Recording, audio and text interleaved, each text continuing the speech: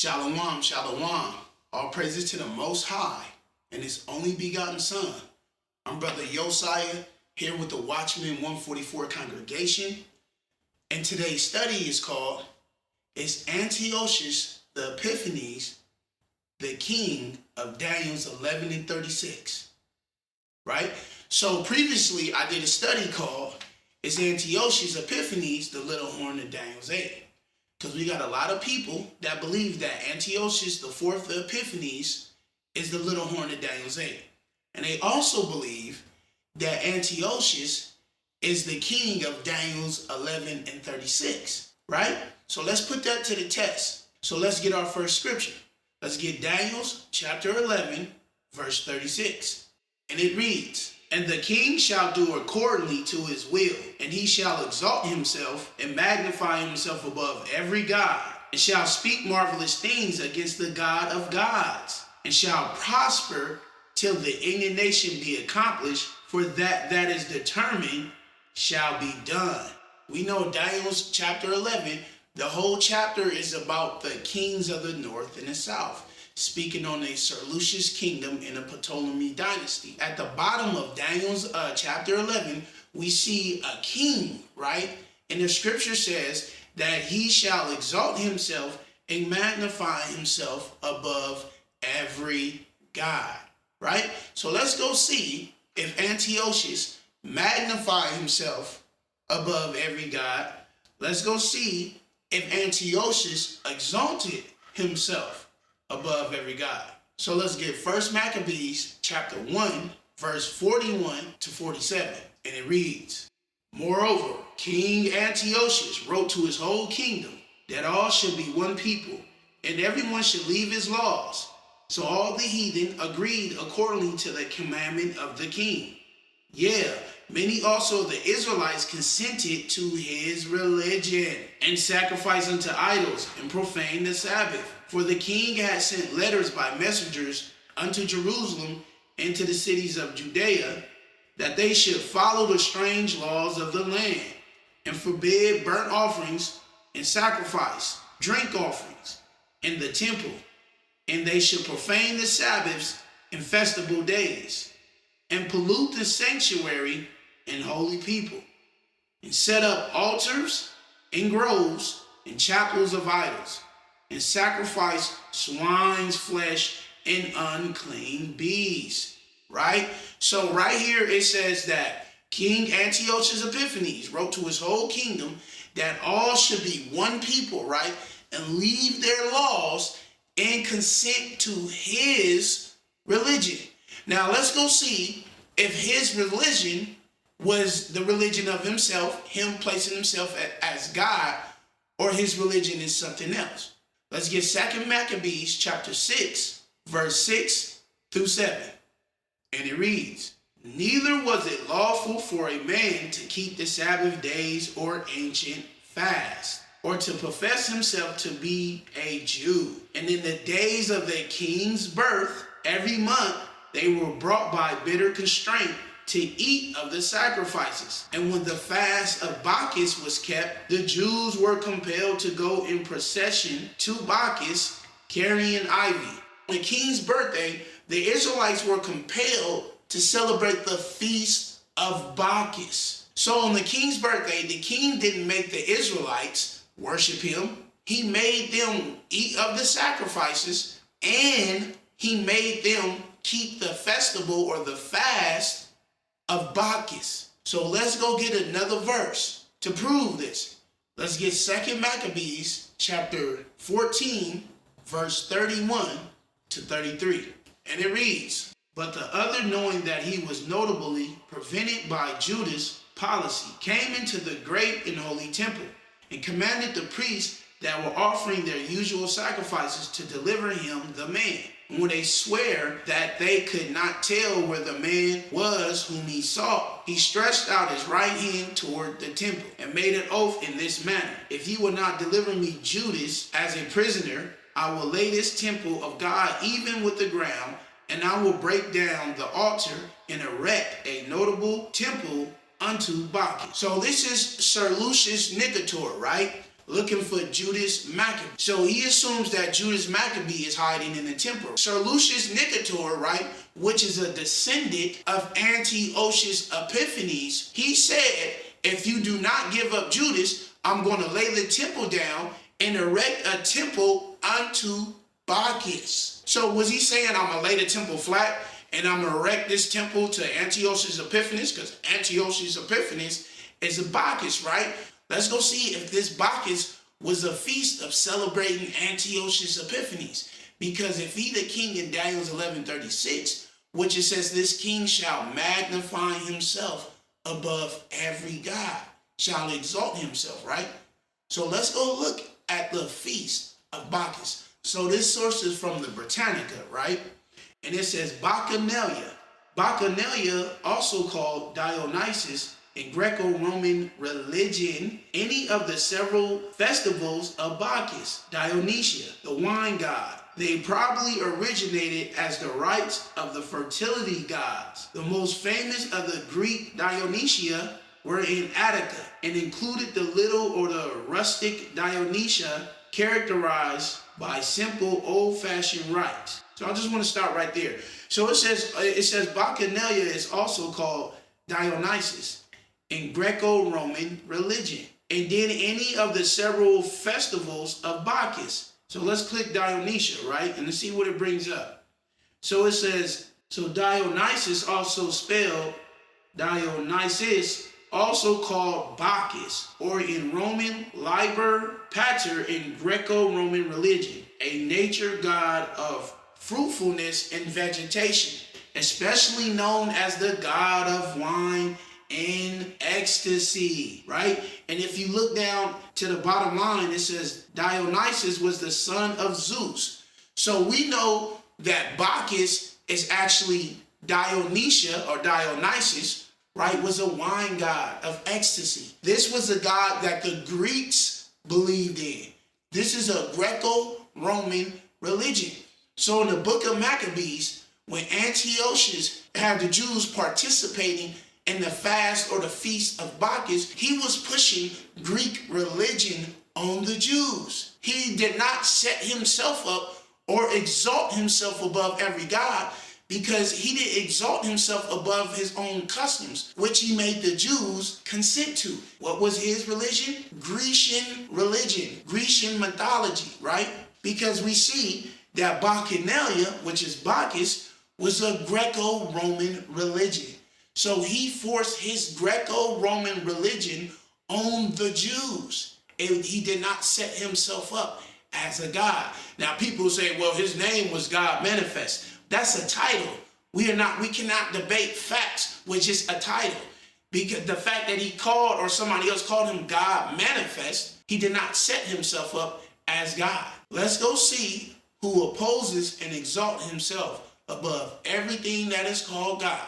Let's get 2 Thessalonians chapter 2, verse 3, and we go read the 4. And it reads, let no man deceive you by any means, for that day shall not come, except there come a falling away first, that man of sin be revealed, the son of perdition, who opposes and exalt himself above all that is called God, or that is worship, that he as God sits in the temple of God, showing himself that he is God. So the son of perdition that's mentioned in 2 Thessalonians, it says that he opposes and exalts himself above all that is called God, right? That's the same thing it says in the Daniel's 11:36, right? He shall exalt and magnify himself above all, just like the son of perdition is in 2 Thessalonians. Let's get another verse. Let's get Daniel's chapter 8, verse 11, and then we go jump over and read verse 25.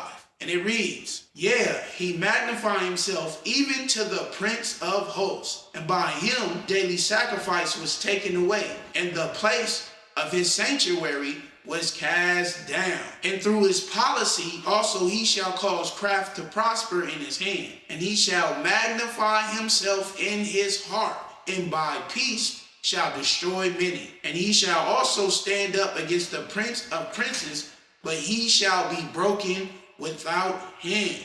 It says he shall magnify himself even to the prince of hosts. This little horn in Daniel 8, he magnifies himself against the prince of princes, right? So let's go look up a strong number for this word prince. So the Strong's number is H8269, which is Sar, right? Sar, a head person, captain, chief, or lord, right? So he's going to magnify himself against the captains of captains, chiefs of chiefs, the Lord of lords. Who in the Bible is called the Lord of lords? Let's get Revelations chapter 19, verse 16. And it reads, "And he has on his vesture and on his thigh a name written, King of Kings and Lord of Lords." So the little horn in Daniel chapter 8 is being seen magnifying himself against the Prince of Hosts. So we see that Antiochus forced the Jews to celebrate Bacchanalia, which is a Grecian religion, right? But we see in 2 Thessalonians and Daniel chapter 8 that these individuals are going to magnify themselves, right, against the Prince of Princes, which is Christ, and the Prince of Hosts, that is Christ, the Prince of the army. So this little horn magnifies himself. Antiochus did not magnify himself. He forced Grecian religion on the Jews. Why does the little horn, why does the son of perdition want to exalt himself above all that is called God? Let's get another scripture. Let's get Isaiah chapter 14. We go read verse 4, and then we go jump over and read verse 13. And it reads, "Thou shalt take up this proverb against the king of Babylon, and say, How has the oppressor ceased? The golden city ceased. For thou hast said in thine heart, I will ascend into heaven. I will exalt my throne above the stars of God. I will sit also upon the mount of the congregation in the sides of the north." This is Satan's mission statement. He wants to exalt himself above God. This Antichrist is being sent, right, by Satan. So Satan's, right, mission statement is to exalt himself above God. His goal is to exalt himself above God. So it's only right that his anti-Messiah that he's sending is going to exalt himself above all that is called God. So let's deal with the second part where it says, "And shall speak marvelous things against the God of gods," right? Let's go see if Antiochus spoke marvelous things against the God of gods. Let's get 2 Maccabees chapter 9, and we go read verse 10 to verse 12. And it reads, "And the man that thought a little afore he could reach the stars of heaven, no man could endure to carry for his intolerable stink. Here therefore, being plagued, he began to leave off his great pride, and come to the knowledge of himself by the scourge of God, his pain increasing every moment. And when he himself could not abide his own smell, he said these words, It is meet to be subject unto God, and that a man that is mortal should not proudly think of himself if he were God." So this is Antiochus in the book of Maccabees. God struck Antiochus with a plague. And when he himself could not abide his own smell, he said these words, "It is meet to be subject unto God." This is Antiochus Epiphanies the fourth, right? The one who they call God manifest, right? This is him saying that it is meet to be subject unto God. How is this guy speaking great words against the God of gods if he said right here, it is meet to be subject unto God? When you go look at the Assyrian king in 2 Kings 19, he spoke great words against the God of gods. Antiochus never spoke any great words against the God of Israel. This is the only thing that I could find that he directly said against the God of Israel. So how is Antiochus Epiphanes the Antichrist? Where does it say that he should turn around and have a change of heart? This is why I'm bringing this out in the book of Maccabees. You can even see in the book of Maccabees when Onias III was killed, Antiochus felt sorrowful. And he actually killed the guy that killed Onias III. So how is he the Antichrist or the king in Daniel 11 and 36 when it said he shall speak great words against the Most High God, or he shall exalt himself above the Most High God. Right here, he's not exalting himself, and he's not speaking great words against God. He didn't exalt himself above every God. In the book of Maccabees, the story, I believe, of the 7 sons, he killed all the sons because they wouldn't eat swine's flesh, not because they wouldn't worship him as a god. He placed swine's flesh above himself because he forced them to eat swine's flesh. He didn't force them to consent to him as a god, to worship him as a god. So let's go see who does speak great words against the Most High. This is Daniel chapter 7. We go read verse 8. We go jump over and read verse 20. And then we go jump over again and read verse 25. And it reads, I considered the horns, and behold, there came up among them another little horn, before whom there were 3 of the first horns plucked up by the roots. And behold, in this horn were the eyes like the eyes of man, and a mouth speaking great things. And of the 10 horns that were in his head, and of the other which came up, and before whom 3 fell, even of that horn that had eyes, and a mouth that spake very great things, whose look was more stout than his fellows. And he shall speak great words against the Most High, and he shall wear out the saints of the Most High, and think to change times and laws. And they shall be given into his hand until a times, and a dividing of times. So the little horn in Daniel chapter 7, the Antichrist, is seen speaking great words against the Most High. The king in Daniel's 11 and 36 cannot be talking about Antiochus, right? When it says he speak great words against the Most High, because the little horn in Daniel's chapter 7 is being seen speaking great words against the Most High, right? So let's get a precept. Let's go see some of these things that this little horn is going to speak against the Most High.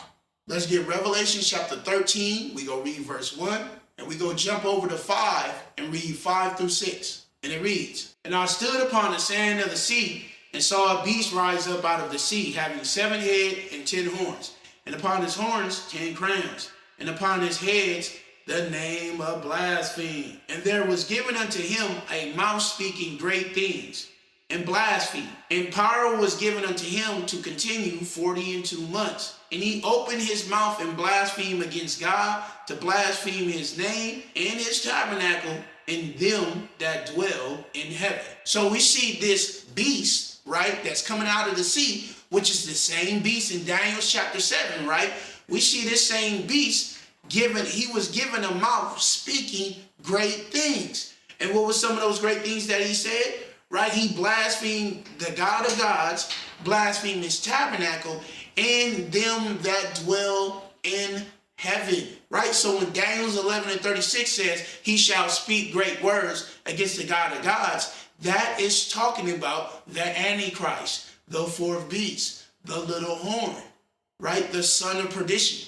It is not talking about Antiochus the 4th, Epiphanies. So let's deal with the part of Daniel's 11:36 where it says, and shall prosper till the indignation be accomplished, for that is determined shall be done, right? So let's get the Hebrew strong number for indignation, right? So the Hebrew Strong's number is H2195, and it says, Zion, strictly forth at the mouth, figuratively fury, especially of God's displeasure with sin, angry indignation, rage. Zion, right, which means indignation, rage, especially when it comes to God's displeasure with sin. Because it says that he shall prosper till the indignation be accomplished, until the wrath, rage be accomplished, right? That indignation is speaking on God's anger.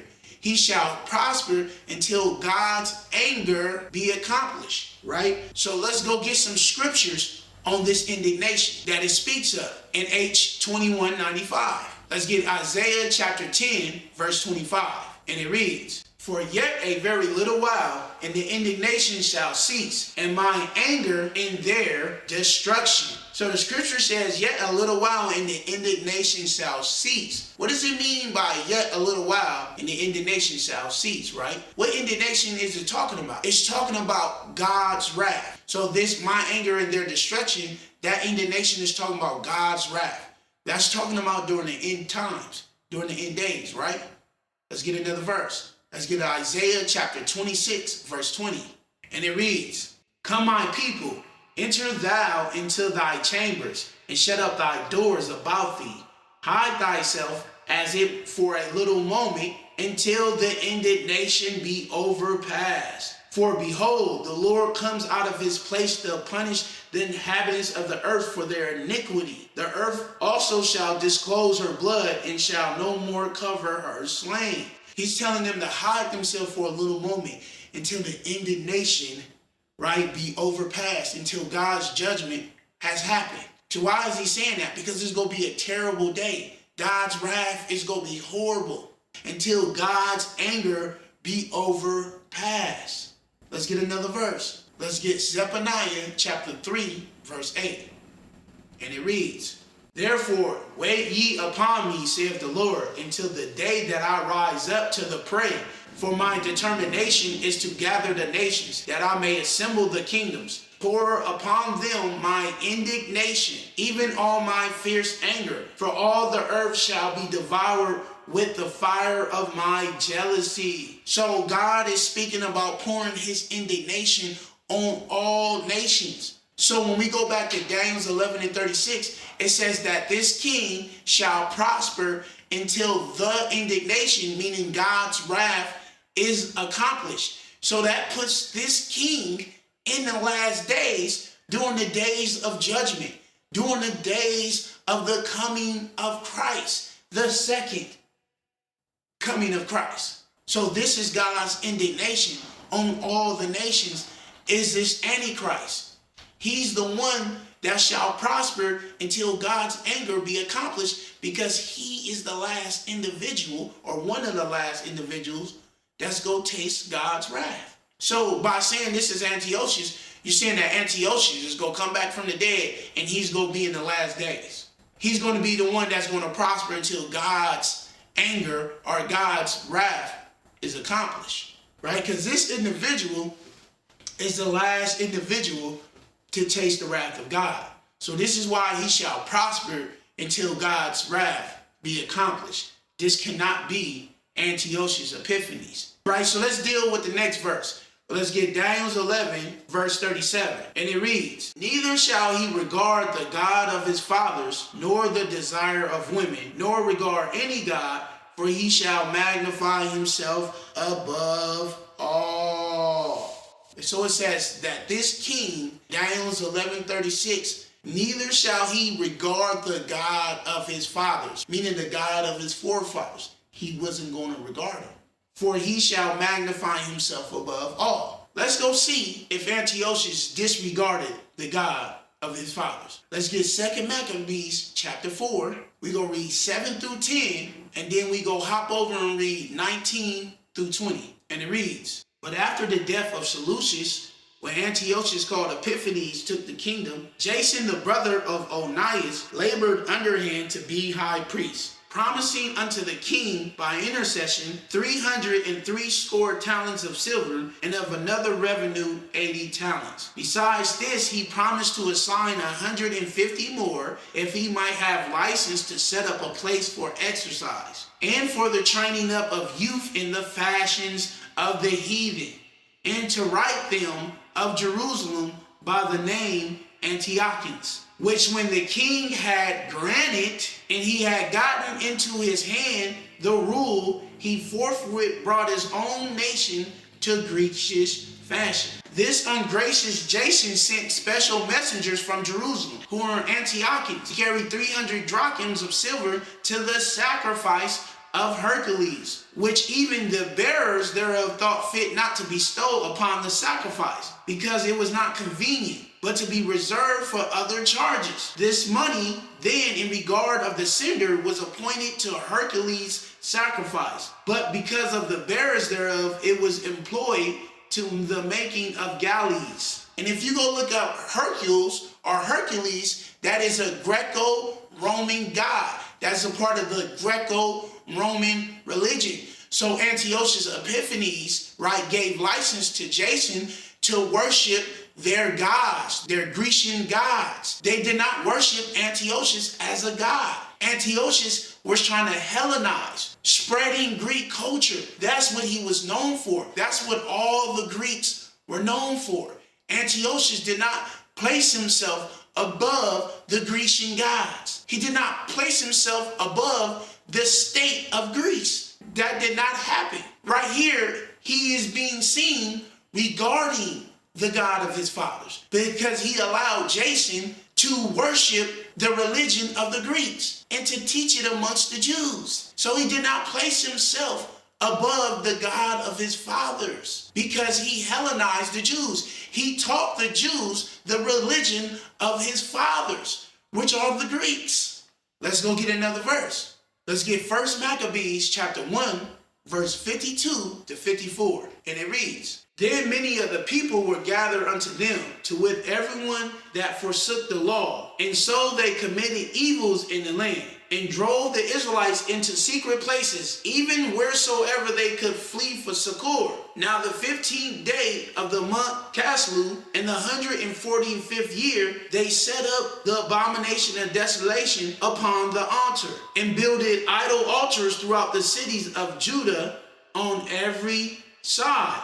So we see that these Greeks, right, under the commandment of the king of Antiochus, right, it says that they set up the abomination of desolation upon the altar, speaking of the evil Israelites, right, that were given license to teach and train up in the Greek fashion. So we see they set up the abomination of desolation upon the altar and built an idol all throughout the cities of Judah, right? Let's go see what this abomination of desolation was. So let's get 2 Maccabees chapter 6, verse 1 through 2. And it reads, Not long after this, the king sent the old men of Athens to compel the Jews to depart from the laws of their fathers, and not to live after the laws of God, and to pollute also the temple in Jerusalem, and to call it the temple of Jupiter Olympius, Gerizim, and that in Gerizim of Jupiter the defender of strangers, as they did desire that dwelt in the place. So Antiochus sent a guy from Antiochus to tell the Jews, right, to turn the temple of Jerusalem into the temple of Zeus, their Grecian god, not the temple of Antiochus Epiphanes. In 2 Maccabees chapter 6, we see Antiochus regarding the God of his fathers by telling the Jews to turn the temple of Jerusalem into the temple of Zeus, right? He's regarding the God of his fathers, his ancestors. Let's go into Britannica, right? And we're going to look up Antiochus the fourth Epiphanes. And when you look up Antiochus, there's a section that says the revolt of Judas Maccabee. We're going to read this out of the Britannica. It says that the Greeks and those friendly toward them were united into the community of the Antiochus. The worship of Yahweh and all the Jewish rites were forbidden on pain of death. And the temple and altar to Zeus Olympius was erected. So it says that in the temple an altar to Zeus Olympius was erected, not a statue of Antiochus Epiphanes. Zeus was not Antiochus Epiphanes. Zeus was a Grecian god, the head god of the Greeks. So we still in Britannica. So I want to read another section in the Britannica, and it's called The Efforts to Hellenize the Kingdom. So it says, both economically and socially, he made efforts to strengthen his kingdom, inhabited in the main by non-Greeks, by founding the fostering Greek cities. Even before he had begun his reign, he had contributed to the building of the temple of Zeus in Athens. Before he even came king, right? He was contributing to the building of the temple of Zeus. Meaning, obviously, he believed in Zeus just like the rest of the Greeks did. Antiochus did not set himself up as God. Well, you say, well, his name was God Manifest. How is he God Manifest when he's over here dedicating the temple to Zeus, his main God? That don't make no sense. Let's get the next verse. Let's get Daniel chapter 11, verse 40. And it reads, And at the time of the end shall the king of the south push at him. And the king of the north shall come against him like a whirlwind, with chariots and with horsemen, and with many ships. And he shall enter into the countries, and shall overflow and pass over. So now, it says, at the time of the end shall the king of the south push at him. So whoever this king is in Daniel 11 and 36, he is the future king of the north. In verse 40, it says, at the time of the end. The time of the end is talking about the end times, right? Let's go one chapter over. Let's go to Daniel chapter 12. We go read verse 1 and verse 4. And it reads, and at that time shall Michael stand up, the great prince which shall stand for the children of thy people. And there shall be a time of trouble such as never was since there was a nation, even to that same time. And at that time thy people shall be delivered, everyone that shall be found written in the book. But thou, O Daniel, shut up the words and seal the book, even to the time of the end. Many shall run to and fro, and knowledge shall be increased. So it says, at the time of the end shall the king of the south push at him.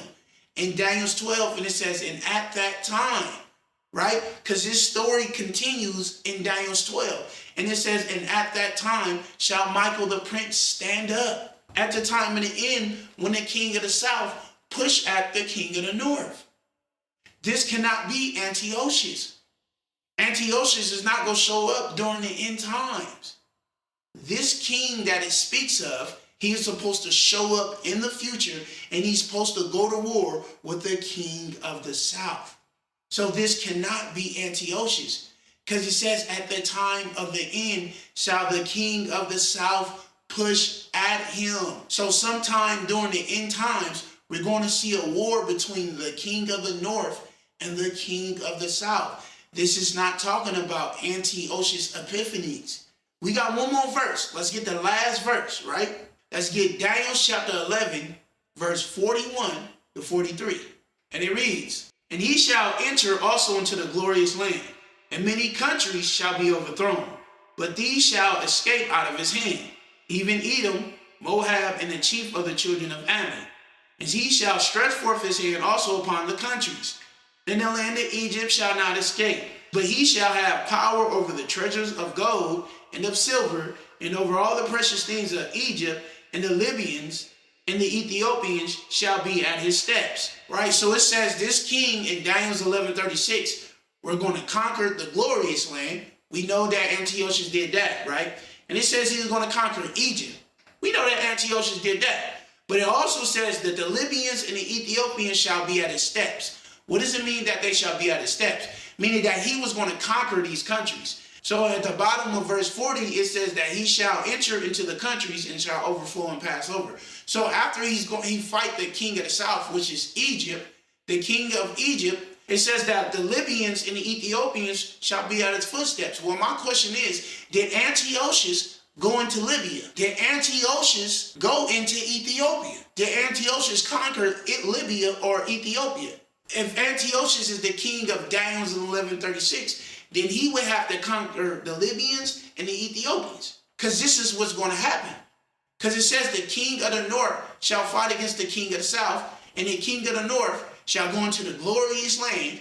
And it says Edom, Moab, and Ammon shall escape out of his hand. But obviously he's going to go into the south, into Egypt. And then it says, but he shall have power over the treasures of gold and over all the precious things of Egypt, and the Libyans and Ethiopians shall be at his steps. They're going to be at his steps because he have power over them.